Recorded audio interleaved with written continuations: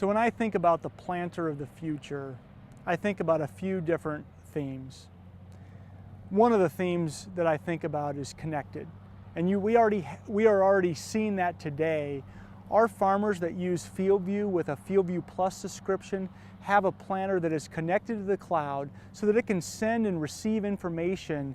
And I think that's going to be a critical ingredient going forward, that the operator has access to new prescriptions or things that are needed on the fly. Decisions are made rapidly. And so that's one theme that we're going to continue to see going forward. Another theme that we think is on the horizon is really the need for speed. As planters have really maxed out their size capabilities, but yet there's an incredible drive for efficiency. The window of planting is so crucial, but I don't want a 120-foot planter, and so that's another theme. It's about increased efficiency. Now, not just planting speed, but the efficiency of the entire operation, including things like seed and input logistics. And so I think that's another area where we will continue to see increased innovation. And then a third area, as we think about the planter of the future, is again about the planter's ability to think for itself. Well, what hybrid should be planted? Should we plant different hybrids on different parts of the field? And so those are themes that I think will come to fruition over the next years as we can envision a connected planter moving through the field, applying the right amounts of input, different types of seeds, different chemicals and so forth, so that the end result is that the farmer uses every square foot of ground to the best of his capabilities. The planter of the future and what that will look like and from a technological standpoint, I think in general technology is obviously going to play a key factor.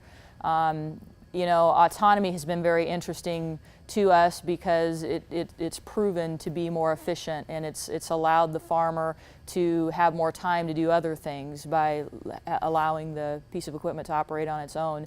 And so, you mentioned, will planters get bigger? They could.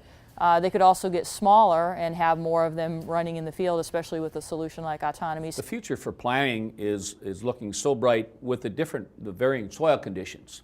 We have to be able to deviate on the planter to where on a sandy loam on the same planter, we might have to set a different rate of planting versus maybe a clay loam if it's a 24-row planter, for example.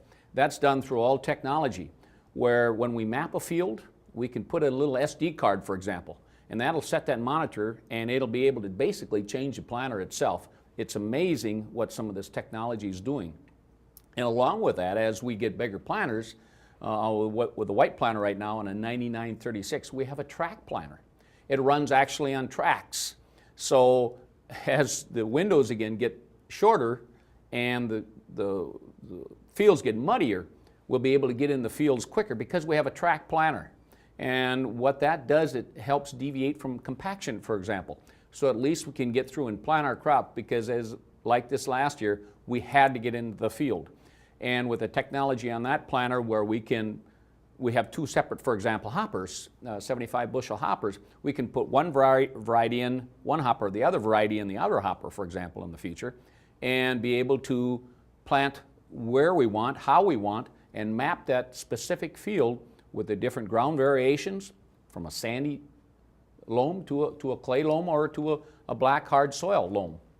So, and that's all done through technology, where all a farmer's going to have to do is basically drive the tractor, and looking down the road, pretty soon a farmer might not even have to do that. They'll be able to run it with an iPad, for example. So there's a lot of things coming that's only going to make the best with the white planter a little better.